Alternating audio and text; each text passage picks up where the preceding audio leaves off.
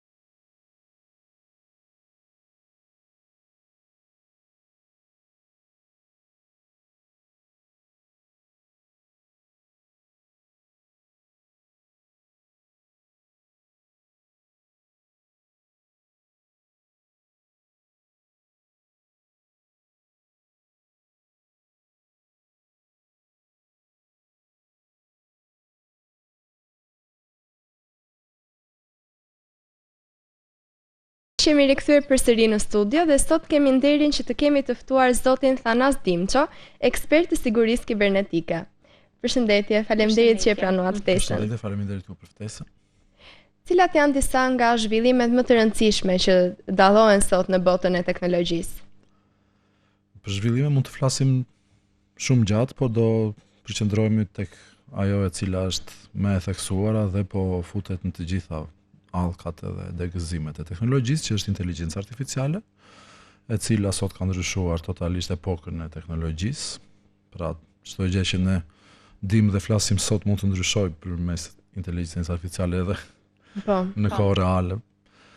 Të mira dhe të këqija e saj pastaj janë të shumta, duhet bërë një kalkulim, duhet peshuar gjithmonë ato anët pozitive dhe anët negative që ajo sjell për të folur më specifikisht më pas për çdo gjë që ju shkon tërmend ose që keni dëshirë të më pyesni. Si po ndryshon fusha e kibernetikës në përgjigje të inteligjencës artificiale dhe automatizimit? Kibernetika po rrezikohet shumë pjesa e krimeve kibernetike sociale. Kjo është një nga anët më negative që ka sjellë inteligjenca artificiale. Masat që ndërmarrin kompanitë dhe vetë njerëzit duhet të jenë sa më të sofistikuara, pra duhet të punohet shumë me pjesën e kulturës kibernetike që duhet të integrohet që nga fëmijët edhe deri tek prindrit dhe madje edhe tek gjyshrit, sepse ata sot janë përdorues të smartphone-ve dhe janë pjesë e përdorimit të teknologjisë. Duhet të bëhen shumë programe, duhet folur pafund, sepse janë mosha, sidomos fëmijët, që mund të dinë shumë gjëra, por nuk dinë pjesët negative, nuk dinë pjesët e rrezikshme. Cilat janë disa nga rreziqet më të mëdha që mund të hasen me teknologji në ditët e sotme? Qoftë edhe duke e lidhur me inteligjencën artificiale që ka shtuar më tepër. Patjetër. Thjesht inteligjenca këto kanë ekzistuar gjithmonë, këtë dua ta theksoj, po inteligjenca artificiale ka përshpejtuar mënyrën e ndërveprimit dhe ndaj duhet dhe siguria të jetë në nivele sa më maksimale, duke nisur nga vetë kultura e secilit. Më të rëndësishme dhe më të theksuarat janë pjesët e privatësisë, që sot privatësia për fat të keq pothuajse nuk ekziston fare.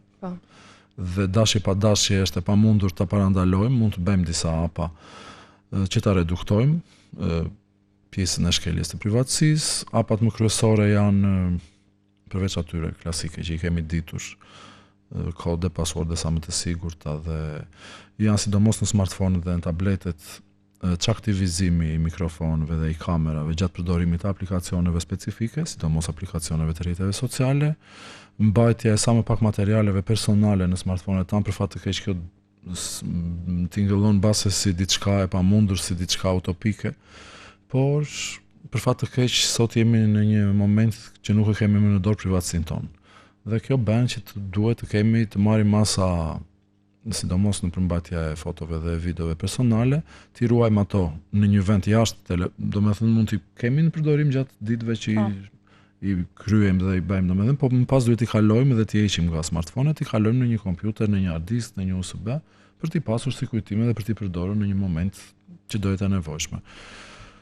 Unë kam një pyetje tjetër. Është e sigurt që foto dhe këto t'i ruajmë në email, për shembull, se sot po shohim që i ruajnë shumë nëpër email. Në email, për sa i përket pjesëve të cloudit, pra të memorieve virtuale që kanë vetë kompanitë që na ofrojnë shërbimin e emailit, është deri diku e sigurt për mos rrjedhjen dhe me të dhënave, por për fat të keq kemi dhe anën negative, ku janë vjedhjet e shumta masive, nganjëherë jo për fajin ton, të profileve dhe të emaileve. Sulmojnë dhe vetë kompanitë që administrojnë emailet, kështu që unë jam partizani asaj që t'i ruajmë gjithmonë në memorie fizike, pra që t'i kemi në një hard disk të jashtëm, në një disk, në një USB. Kjo është sugjerimi im. Po përveç fotove ose videove që mund të dërgojmë të ruajmë në email, a është e sigurt janë disa aplikacione në internet në të cilat i mund të ruash gjithë passwordet e tua?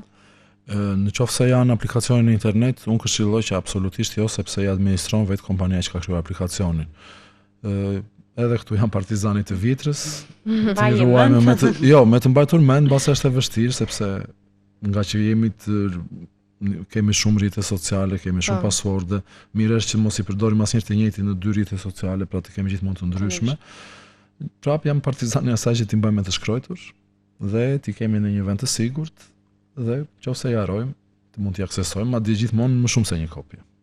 Çfarë ndryshimesh konkrete ka sjellë inteligjenca artificiale, qoftë në jetën tonë, qoftë në punë, qoftë në mënyrën se si mësojmë?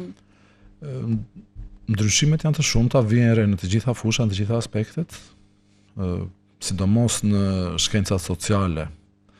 Inteligjenca artificiale duke pasur një databazë shumë të madhe nga e cila merr informacion dhe databazat sot janë shumë publike, qoftë databazat gjyqësore, databazat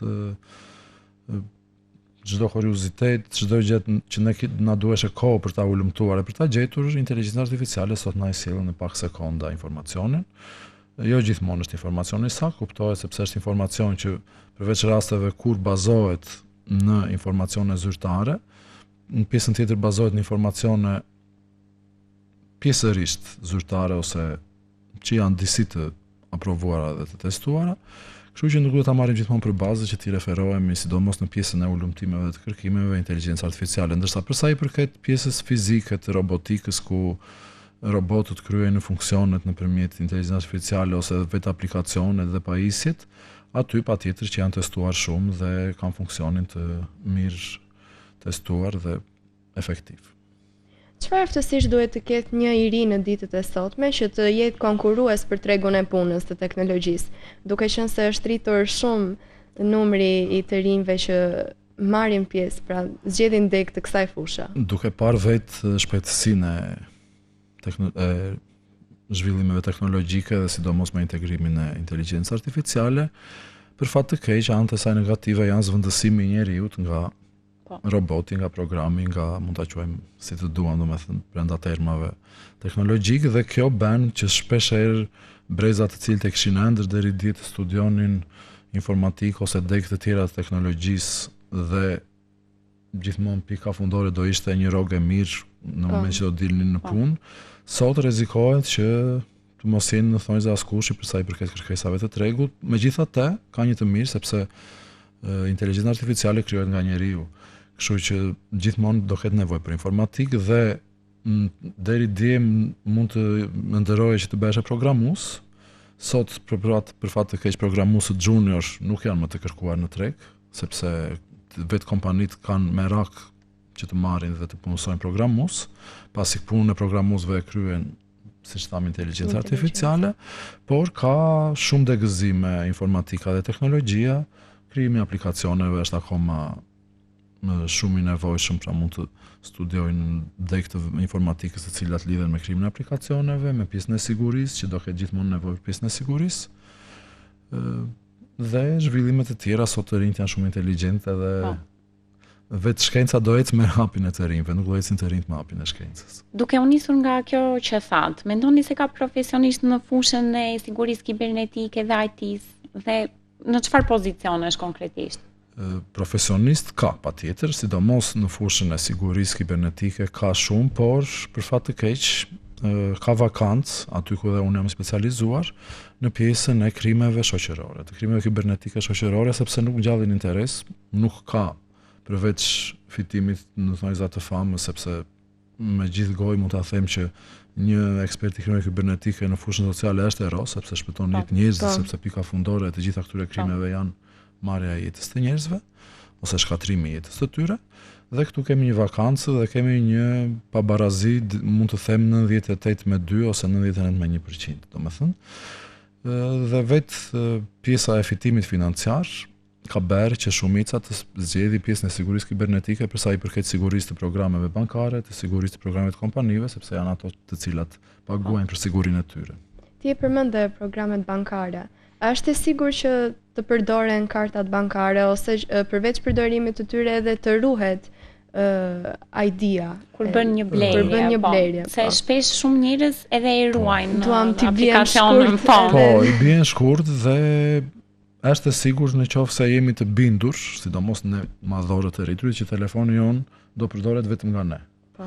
Në qoftë se kemi fëmijë, absolutisht jo, sepse pa dashur fëmijët, duke shkarkuar një lojë, duke shkarkuar një aplikacion, Gjëja e parë që aplikacioni të bën është që të çojë që të blesh një version më të avancuar dhe në momentin që ti e ke shumë të thjeshta klikosh dhe ti jap OK-n sepse karta është e ruajtur dhe nuk kërkon masa të tjera sigurie, gjithmonë u sugjeroj tani meqense smartphone-ut janë shumë të avancuar, që kur regjistrojmë një kartë në Google Play ose në iOS, nëpërmjet të cilës ne mund të blejmë aplikacione ose çdo lloj blerje online, siç e thatë dhe ju, për t'i bërë shkurt dhe për të kursyer kohë, ta bëjmë që aprovimi të bëhet me fytyrën. Kështu që mos ketë fëmia jon mundësi ta aprovojë një blerje të çfarëdoshme. Sepse ne po shohim shpesh që dhe kur përdorim rrjetet sociale si Instagram, Facebook, dalin reklama të kompanive që shesin dhe ata e klikojnë direkt dhe ju çon në aplikacioni për të blerë diçka. Patjetër, sot çdo gjë është bërë rreth pjesës të fitimit ekonomik, kështu që dhe vetë krijuesit e çdo aplikacioni qëllimin kanë shitjen ose reklamimin e sponsorave të tyre dhe kjo bën që të jemi gjithmonë të rrezikuar të bëjmë një blerje pa dashin ton. Dhe kur nuk e kuptojmë që blerja është kryer, sidomos në rastin kur jemi prindër dhe fëmia jon e ka bërë, kam pasur raste ekspertimesh që më ka rastisur që një prind që ka pasur një vlerë të konsiderueshme me shumë zero në llogari, duke qenë se fëmia i tij gjatë lojrave blinte ndihmë për të kaluar nivelet e lojës dhe këto ishin 10-15 euro, arriti e kuptovi pasi kishin ikur 20.000 euro nga llogaria, dhe atëherë është dhe as banka s'të ndihmon dot sepse ka kaluar kohë, dëmërisht i pakthyeshëm është bërë me aprovimin e një karte të regjistruar në një telefon të besuar në emër të personit që i ka kryer, kështu që është shumë e vështirë për t'i kthyer mbrapsht dëmin ekonomik. Po për sa i përket për shembull rrjeteve sociale që ne të gjithë i përdorim, sa të sigurta janë ato? Dhe ne shohim shumë që dhe trendi të gjithë të rinjve është që dhe influenca e rrjeteve sociale, pra ne shikojmë shumë njerëz që duam të bëhemi dhe si ata. Si ndikon kjo? Faktikisht, me që e tha dhe ju, influenca është pjesa e cila të bën që ti të kesh dhe një përfitim ekonomik. Në qoftë mund të bësh një model i arsimos ose edhe përfitim nga klikimet, platformat sot i mundësojnë përfitimet sepse kanë interesat e tyre. Dhe kjo bën që të mos e ta anashkalojmë rrezikun, dhe duke anashkaluar rrezikun, duke ja aprovuar vetë me dëshirën tonë shkeljen maksimale të privatësisë, aty pastaj pasojat psikologjike mund të jenë shumë të mëdha në momentin që ndodh një mini krim kibernetik, për të mos folur për krimet pastaj që janë shumë të rënda dhe mund të ndodhin kujdo dhe personave që janë vigjilent pa dashin e tyre, sepse mania në thonjza e përdorimit të rrjeteve sociale është në atë pikë që unë jam i bindur që do jetë edhe një psikozë në të ardhmen dhe do jetë diagnozë mjekësore, do kaloj të bëhet diagnozë mjekësore siç janë diagnozat e tjera që lidhen me teknologjinë sot. Po pikërisht si mund të ruhemi ne nga këto ndikime të teknologjisë? Mund të ruhemi vetëm duke bërë sa më shumë programe dhe për ndërgjegjësimi kryesisht dhe për të kuptuar se sa të mëdha rreziqet në krahasim me përfitimet. Po nuk e kuptuam këtë nga ana umane, atëherë është e pamundur dhe unë vetë mund të isha një viktim me këtyre skemave. Ne madje po shohim shumë në ditët e sotme që njerëzit krijojnë, dërgojnë fotot të tyre, për shembull në ChatGPT ose nuk e di në programe të tjera, dërgojnë fotot të tyre që të krijojnë një imazh të caktuar dhe i gjenerojnë. Sa të sigurt jemi ne nga kjo? Që ai imazhi jon nuk do përdoret për diçka që ndoshta ne nuk e dim fare. As pak të sigurt. Nuk e ke thash kështu shkurt, po as pak të sigurt sepse ne po japim me dorën tonë, me aprovimin ton. Kështu që çado që të ndodh nuk do kemi pastaj pse ta anhimojmë, sepse ndaj duhet nëse e japim në një rast të caktuar, okay, patjetër që ato kompanitë që administrojnë inteligjencën artificiale domos në pjesën e chateve, sepse chatet janë vetëm 1% e inteligjencës artificiale.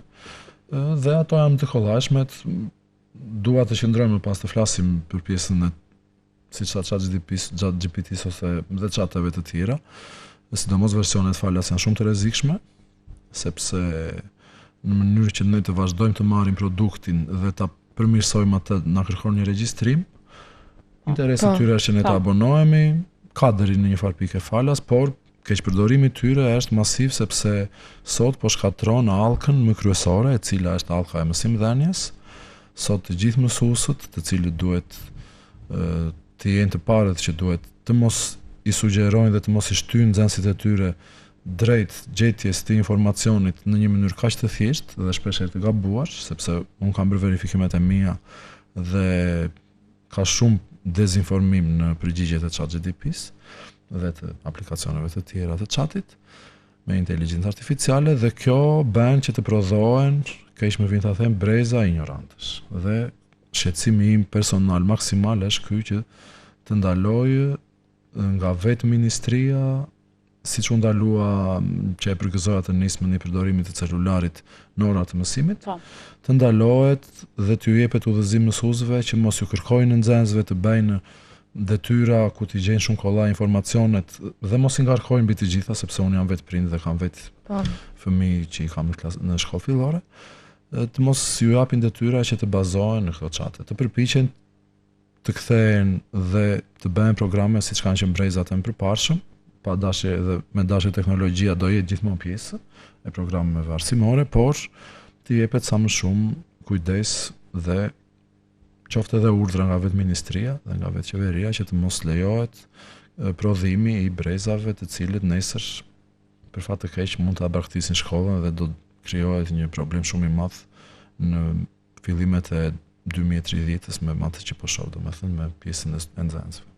Unë nisur nga kjo, kam një pyetje që si mendon për futjen e lëndës të informatikës që në klasë të parë, që në fillore, se më përpara është filluar në klasë të 5 si lëndë. Faktikisht lënda informatikës, pavarësisht se de facto, më saktë de jure nuk është në programet që në klasë të parë siç aty, por de facto është që në kopër, sepse sot përdorimi i smartphone nga fëmijët e moshës 3-4 vjeç e lartë shpeshherë edhe për faktin sepse ajo e tërheq dhe krijon vartësi, për faktin se prindi e gjen si një shpëtim në thonjza që dhe shumë e gabuar në një moment caktuar të ditës për të ndenjur riçetë dhe ja jep vetëm me dorën e telefonin, ai telefon fëmijët sot i shkatron.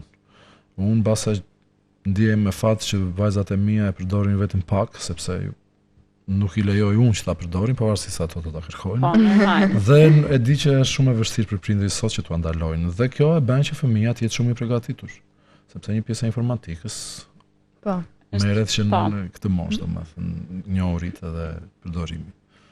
Në fakt është i frikshëm edhe krijimi i gjenerimi i imazheve me anë të inteligjencës artificiale, siç janë aplikacione të ndryshme si për shembull Sora AI, që ka filluar tani dhe me Sora 2, që imazhet ose videot që gjenerohen nuk mund të dallohen në janë të vërteta apo jo me syrin e lirë të dikujt që nuk është ekspert. Unë duke qenë se jam kryetari i një OIF që në vitin 2014, e cila është nga të rrallat që ka Shqipëria, që është ka si qëllim dhe si objektiv parandalimin e krimeve kibernetike dhe edukimin e vazhdim ndaj këtyre rreziqeve, ndaj rreziqeve online.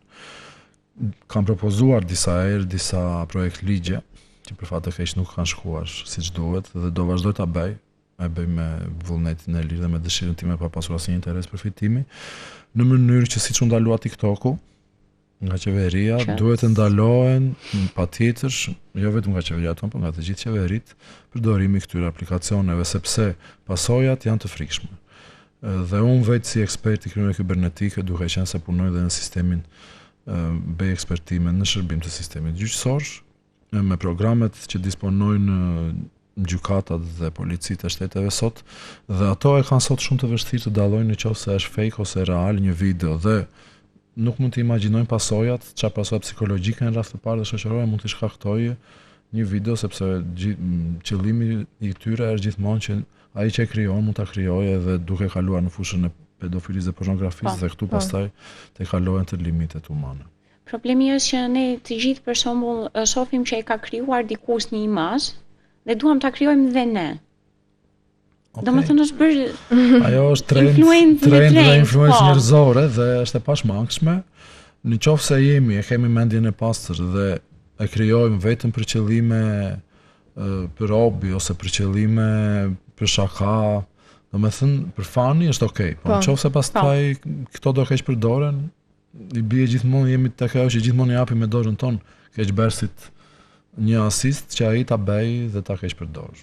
Po ajo është e gjitha pjesa humane e etikës, si zgjedh ti që ta përdorësh. Ndaj duhet që të krijojmë breza të fortë, ndaj më shoh gjithmonë pjesës të programeve arsimore, po të krijojmë breza të vigjilent dhe të fortë që në moshat e vogla dhe në vjeçare, më pas nuk kam parë domethënë dhe jam çuditur me disa raste që kam trajtuar, sidomos nga gjimnazistët e shkollës e Mistokli Gërmenjim, shumë të pjekur, shumë të përgatitur në këtë vigjilencë dhe kanë qenë për të përgëzuar, domethënë, dhe kjo tregon një punë të mirë të prindërve dhe të programeve mësimore. Dhe këtë duhet të arrijmë, të marrim si modele si shembull që të arrijmë, domethënë.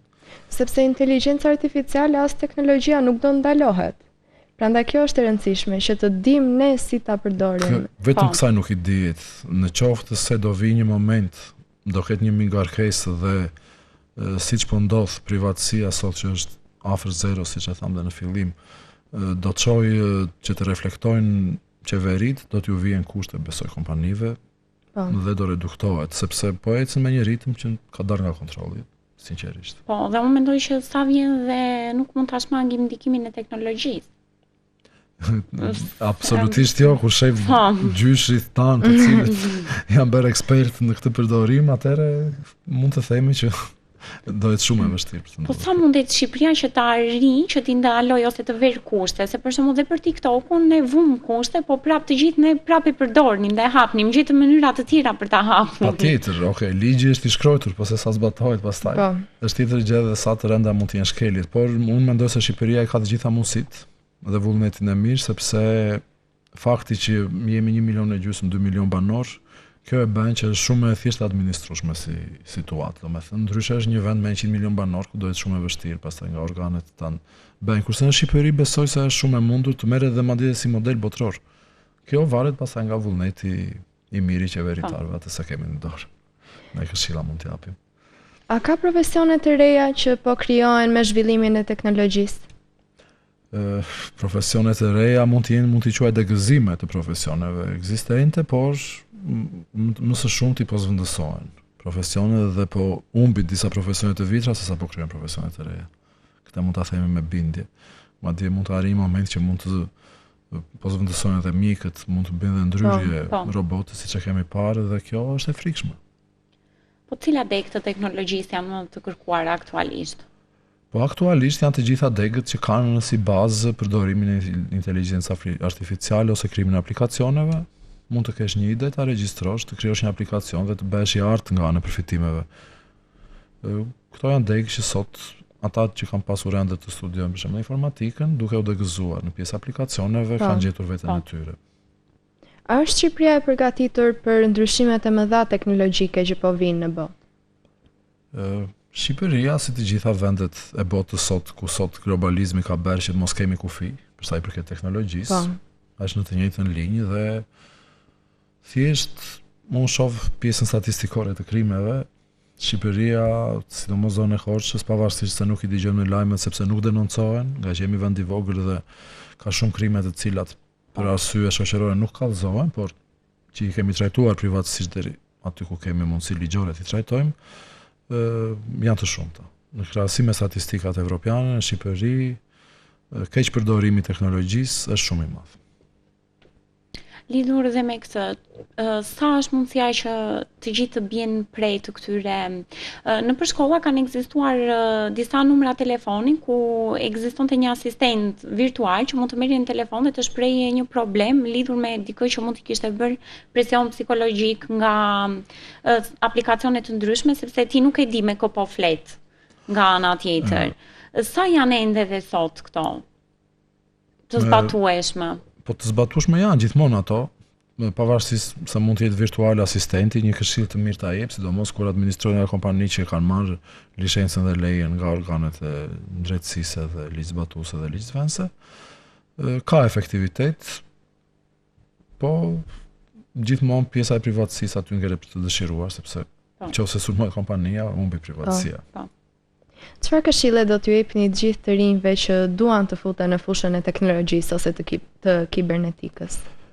Kibernetika do ketë gjithmonë nevojë për ekspertë të kibernetikës, por për fat të keq nuk ekziston që ta studiosh me themel, ta them pavarësisht se mund të ekzistojnë, domethënë degët për krimin kibernetik, më shumë janë si specializime sot për sot. Megjithatë, i këshilloj dhe i inkurajoj që ta zgjedhin sepse do ketë shumë nevojë dhe kanë nevojë gjithmonë në pjesën e sigurisë, sidomos në pjesa shoqërore, që për fat të keq nuk përkthehet në përfitime ekonomike të mëdha, madje nga janë dhe të pamjaftueshme. Por nga ana e kënaqësisë shpirtërore është shumë e madhe sepse janë në shërbim të komunitetit, në shërbim të familjes, në shërbim të vlerave. Shumë faleminderit. Shumë faleminderit që pranuat ftesën. Është momenti të shkëputemi për një hapësirë të vogël publicitare dhe rikthehemi me rubrikën e radhës. Jemi rikthyer në studio me një nga rubrikat më interesante të teknologjisë, rubrikën Pak Histori. Sot do të flasim pikërisht për një nga teknologjitë më intriguese dhe më revolucionare të kohëve të fundit. Virtual reality, ose siç njihet ndryshe VR. Realiteti virtual është një teknologji që krijon një mjedis artificial dhe tridimensional, ku përdoruesi mund të zhytet dhe të ndërveprojë duke ndjerë sikur ndodhet vërtet në një botë tjetër. Në vend që të shikosh thjesht një ekran, me ndihmën e syzeve ose të helmetave të realitetit virtual, ti futesh brenda asaj bote dhe mund të shohësh, të lëvizësh, të prekësh objektet virtuale që ty të rrethojnë. Po, madje unë e kam provuar vetë këtë realitetin e shtuar virtual, jo me syze shumë të avancuara, normale, po dukesh sikur futesh në një botë tjetër që nuk ishte fare këtu. Për ata që nuk e din, është një si lloj helmete, si lloj syzesh, që kanë një ekran nga brenda dhe ti e vendos në kokë përballë syve dhe të duket sikur je në një botë krejt tjetër. Po. Të duket sikur je pjesë e një loje që ti mund të jesh duke ndjekur. Ishte një lojë me dinosaur madje në ato momente dhe duke vrapuar dinosaurët siç ishte loja edhe kështu dhe të duket sikur po të ndiqte edhe ty do një dinosaur nga mbrapa. Pra, ideja e virtual reality nuk është e re. Ajo ka rënë që daton që në vitin 1950 kur Morton Hank krijoi sensoramën. Një makinë që synonte të ofronte një përvojë multisensoriale me pamje, tinguj, aromë dhe lëvizje për të stimuluar mjedise të ndryshme. Unë personalisht vetë nuk e dija që ekzistonte, i kishte rënë që në vitet 1950. Po, shumë e çuditshme në fakt që të mendosh që një teknologji kaq e avancuar që ty të bën vërtet të ndihesh sikur je në një botë tjetër, të kishte qenë e krijuar që në atë kohë, që para aq shumë vitesh. Po, sepse nuk ishte krijuar sipas standardeve të sotme që ka një VR, por ishte një hap i rëndësishëm për një botë të simuluar. Në vitin pasaj 1968, Ivan Sutherland zhvilloi syset e para VR me ekran të lidhur në kokë që mund të tregonte objekte 3D, duke vendosur kështu bazat e teknologjisë që ne njohim sot. Pra, syzet VR. Po, dhe më pas, në vitet 80 dhe 90, VR u përdor kryesisht për aplikime ushtarake dhe akademike. Si për shembull, në simulatorët e fluturimit për pilotët ushtarak, pra në mënyrë që ata të mësojnë të ndjejnë eksperiencën sikur janë duke fluturuar, sikur janë duke drejtuar një avion, përdoret VR për ta simuluar pikërisht këtë eksperiencë.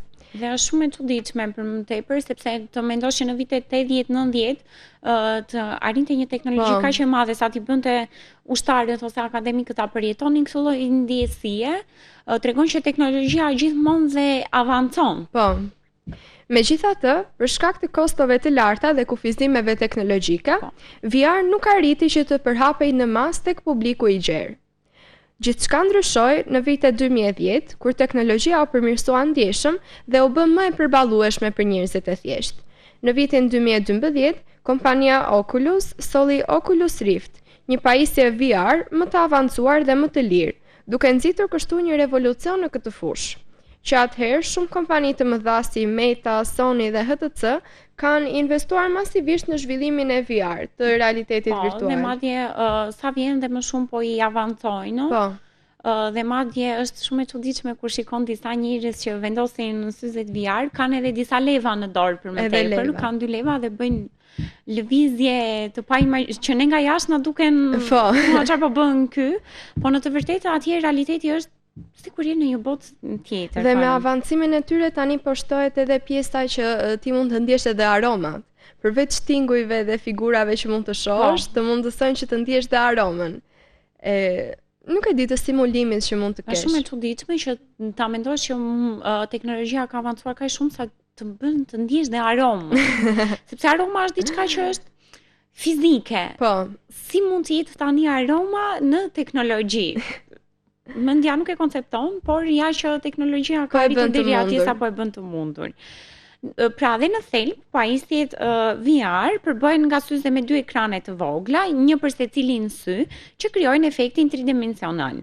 Sensorët e integruar ndjekin lëvizjet e kokës dhe të trupit, ndërsa kontrolluesit në tuar të lejojnë të ndërveprosh me objekte në botën virtuale. Dhe fillimisht u përdor kryesisht për lojra video, ku lojtarët mund të zhyteshin në botë fantastike në një mënyrë shumë më imersive se kur më parë. Pra, nëse më përpara thjesht ekzistonte PlayStationi, që ekziston akoma dhe sot, po PlayStation ishte thjesht ekrani dhe ti thjesht luaje me lev ose me 2 leva, çon si ka. Dhe sot ti je aty brenda në lojë. Për gjithashtu sot përdorimet e realitetit virtual janë shumë më të gjera dhe më të thella se më parë. Në arsim, VR mund të përdoret për të ofruar mësimdhënie interaktive në vende të ndryshme të botës, duke lejuar që studentët të eksplorojnë vende të largëta, të studiojnë anatominë njerëzore në 3D apo edhe të vizitojnë muze virtual. Në mjekësi, VR ndihmon kirurgët që të praktikojnë operacione në një ambient të sigurt virtual.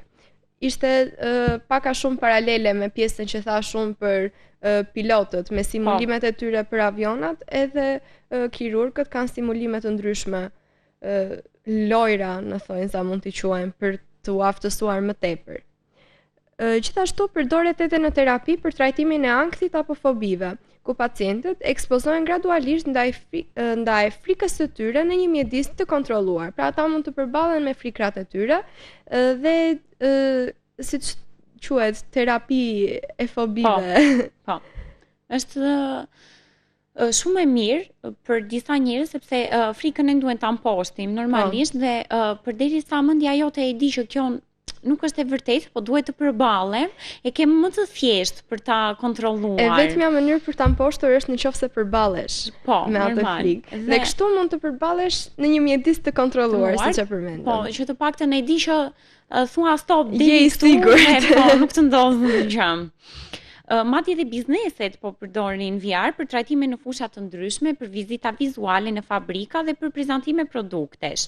Në arkitekturë dhe dizajn, VR ndihmon klientët dhe projektuesit të ecin brenda ndërtesave dhe hapësirave që nuk janë ndërtuar ende, duke lehtësuar marrjen e vendimeve. Pra, është një revolucion sepse përpara mund t'i isni thjesht si skica dhe tani ta mendosh që dhe si do duket ajo që thjesht ke hedhur në skizet të ecësh, e bën dhe ndërtimin e ndërtesave ose shtëpive që ndërtojnë arkitektët, të jetë dhe më ndoshta të shikojnë sigurinë ose sa të larta duhet të jenë gjërat, si duhet të jenë të vendosura. Ne përmendëm edhe pak më parë njëta që vlen edhe për muzeumet.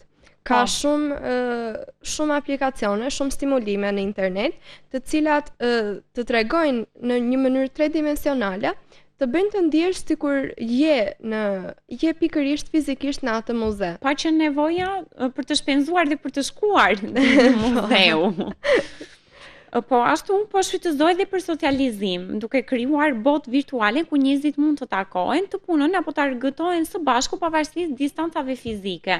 Është pothuajse një lloj si kjo e muzeut që ty nuk të duhet të paguash për të shkuar për shembull në një vend për të parë muzeun nga afër. Normal që ta shikosh nga afër ka ndjesi tjetër se sa ta shikosh nga teknologjia, po ta afron shumë dhe me njerëzit. Po, e vërtet. Ne e kemi vënë re, jo vetëm në realitetin virtual, por në thjesht aplikacione që dikush është në Amerikë dhe ti je këtu, dhe thjesht e ke një video call në larg. Edhe video calli që mund të bëhet me anën e realitetit virtual dhe të ndihesh vërtet. Por që sigurisht çdo teknologji, edhe teknologjia VR ka sfidat e saj. Pajisjet shpeshherë janë të shtrenjta dhe mund të jenë të rënda për të mbajtur në kokë për një kohë të gjatë.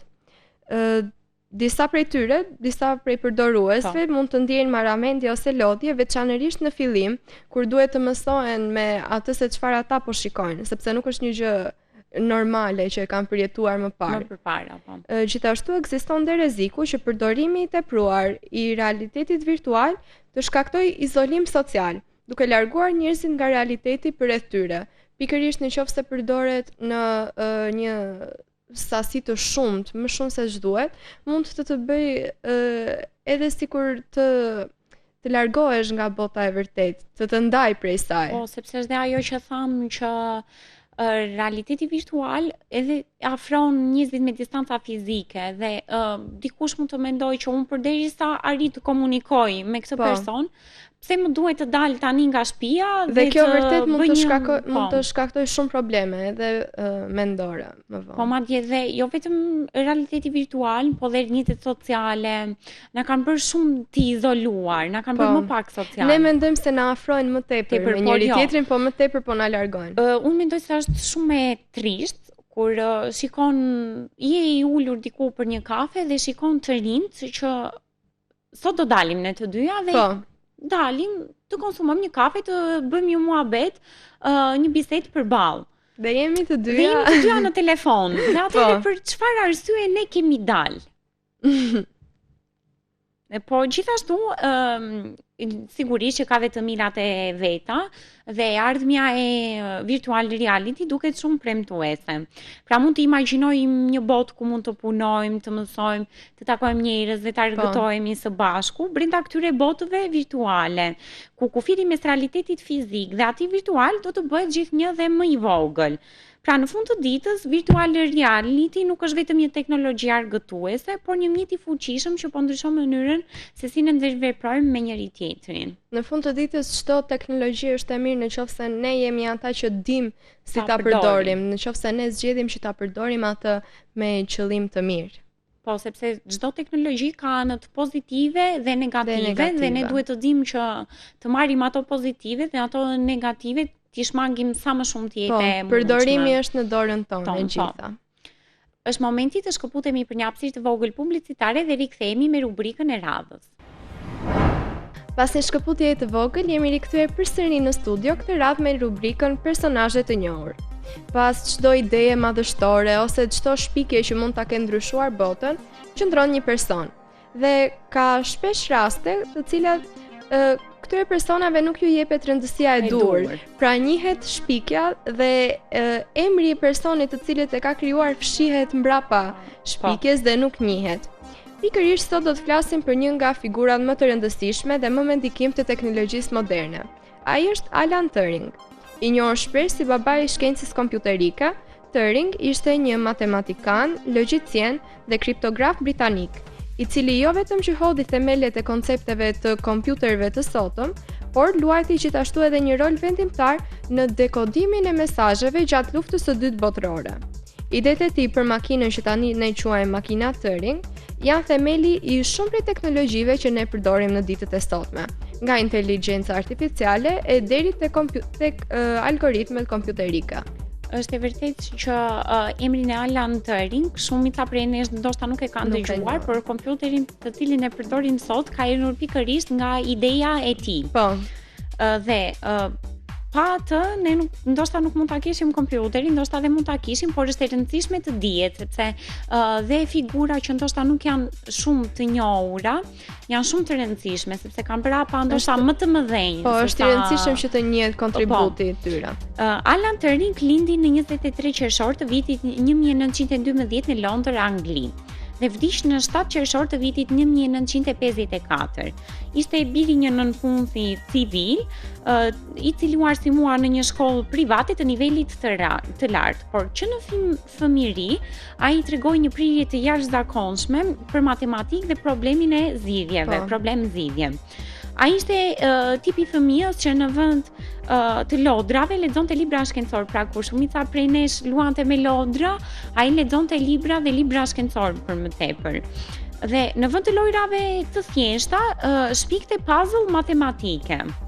Dhe kjo natyrë kërkuese e çoi më pas drejt studimeve në Universitetin e Cambridge, në një nga qendrat më të rëndësishme të mendimit shkencor në Europë. Ai hyri në Universitetin e Cambridge në vitin 1931. Tani le të flasim pikërisht pak për makinën e Turing, pra për shpikjen e tij që solli një revolucion në botë. Në vitin 1936, Turing publikoi një punim që shumë njerëz e konsiderojnë themelin e informatikës moderne. Ai përshkroi një pajisje teorike të quajtur makina e Turingut. një model i thjeshtuar i një kompjuteri universal që mund të ekzekutonte çdo algoritëm të mundshëm. Ideja e Turingut ishte geniale sepse tregonte se llogaritja nuk është thjesht një proces, nuk është thjesht një çështje pajisjesh mekanike, por gjithashtu është një proces logjik i përkufizuar qartë. Dhe sot në çdo kompjuter modern, që nga telefoni ton deri tek superkompjuterat që mund të përdoren në kompani të ndryshme si për shembull NASA që përdor superkompjuterat, këto bazohen në parimet që ai vendosi, që Alan Turing vendosi. Po. Dhe kontributi i tij nuk ishte vetëm teorik, sepse gjatë luftës së dytë botërore ai punoi në Bletchley Park, në qendrën sekrete britanike të dekriptimit. Aty ai u udhëzoqi përpjekjet për të thyer kodin Enigma, makineritë me të cilat ushtria naziste komandonte komunikimet. Turing krijoi një pajisje të quajtur bombe, një makinë elektromekanike që analizonte mira konfigurime të mundshme të Enigmës. Dhe palpunës së tij dhe të ekipit që ai drejtoi, aleatët arritën të deshifronin mesazhe kritike ushtarake dhe shumë historian sot besojnë se puna që bëri Turing e shkurtëzoi luftën e dytë botërore me 2 vite dhe shpëtoi qindra mijë njerëzish normale, sepse nëse lufta do të kishte vazhduar edhe 2 vjet të tjera që mendohet që i ka shkurtuar, humbjet do ishin shumë më të mëdha dhe jo vetëm në jetë njerëzish, por edhe në dëme materiale dhe jo vetëm. Po. Dhe është shumë e çuditshme sepse unë këtë personalisht nuk e kisha dëgjuar më përpara që e kishte bërë Turing, kishte bërë të mundur, më falni, të arrinte deri të zbërthente mesazhet e Enigmës. Po. Gjithashtu pas luftës, Turing nuk e ndali punën e tij, por e vazhdoi në dizajnimin e kompjuterëve të parë elektronik. Ai kontriboi në zhvillimin e ACE, Automatic Computing Engine, pra motori i kompjuterit automatik, një nga modelet e para të kompjuterëve digjital me program të ruajtur. Gjithashtu në të njëjtën kohë, Turing u interesua për diçka që sot njihet si inteligjenca artificiale. Një nga temat më të njohura, më të diskutuara të ditëve të sotme. Dhe ta mendosh që inteligjenca artificiale po bëhet më shumë e njohur këto 3 vitet e fundit, ndoshta është dëgjuar, dhe kur hyn dhe lexon që Alan Turing e ka pasur dhe është interesuar që në kohët më përpara që në vitet 1950, thua vërtet kaq mendje zgjuar ka qenë. Dhe pikërisht siç e përmendë ti, rënjët e inteligjencës artificiale që në vitin 1950 u prezantua nga testi i Turingut, që ishte një mënyrë teorike për të vlerësuar në qoftë se një makinë mund të tregojë sjellje inteligjente që nuk dallon nga ajo e njeriut, pra që është e afërt sjellja e një makinerie me sjelljen e njeriut. Edhe sot, testi i Turingut është pjesë qendrore e debatit rreth inteligjencës së makinave. Shumë pak njerëz e dinë se Turing dha kontribute të rëndësishme dhe në biologji përveç se dha në teknologji që i kemi dhe sot. Ai studioi se si formohen modelet në natyrë, si shpjegohet që lulet, lëkura e kafshëve apo guaskat e molluskëve kanë modele të rregullta. Teoria e tij e morfogjenezës ndikoi shumë në biologjinë bashkëkohore që e kemi dhe sot. Dhe pavarësisht kontributeve titanike, jeta e Turing u ndërprer në mënyrë tragjike. Sepse në vitet 50 ai u përsekutua nga shteti britanik për orientimin e tij seksual, që në atë kohë homoseksualiteti ishte i ndaluar me ligj. Dhe u detyrua ti nënshtrojë një trajtimi kimik që la pasoja të rënda fizike dhe psikologjike normale dhe në vitin 1954 vdiq në moshën 41 vjeçare. Dhe vetëm shumë dekada më vonë figura e tij u reabilitua dhe u soll prapë në vëmendje dhe për më tepër në vitin 2013, pra shumë vonë, po ta mendosh, mbretëresha Elizabeta II i kërkoi një falje zyrtare, por shumë kohë pas vdekjes që ndoshta nuk kishte edhe më vlerë. Po. Por pse trashëgimia e Turingut ndihet akoma edhe në ditët e sotme? Pikërisht puna e Turingut preket dhe ndihet kudo.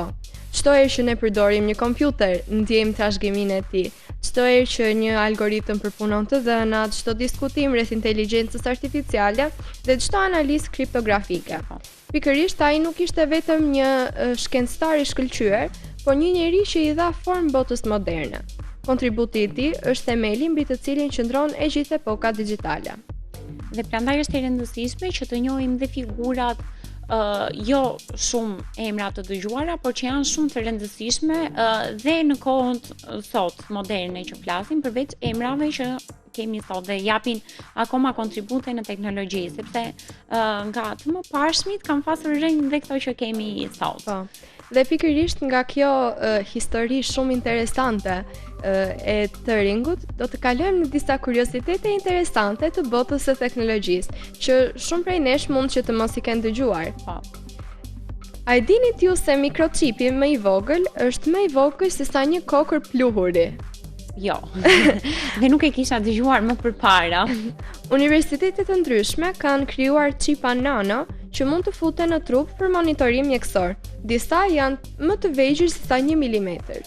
Dhe me këtë kuriozitet që the Elena, mua më kujtua diçka që në kohën e Covidit, kur dolën vaksinat që të gjithë ishim në dilemë në qoftë se t'i bënim apo jo, mendonin se me anë të injektimit të vaksinës në trupin tonë do na futnin chipa në mënyrë që të na shikonin çdo lëvizje dhe çfarë do lloj gjëje që bënin. Po, ne nuk futemi shumë kësaj pjese. Po, normale. Qelizat moderne diellore janë 5 herë më efikase. Pra, teknologjia ka ecur aq shumë sa panelet e sotme kapin dritë dhe në kushte të ulta dhe prodhojnë shumë më shumë energji se ato të viteve të para.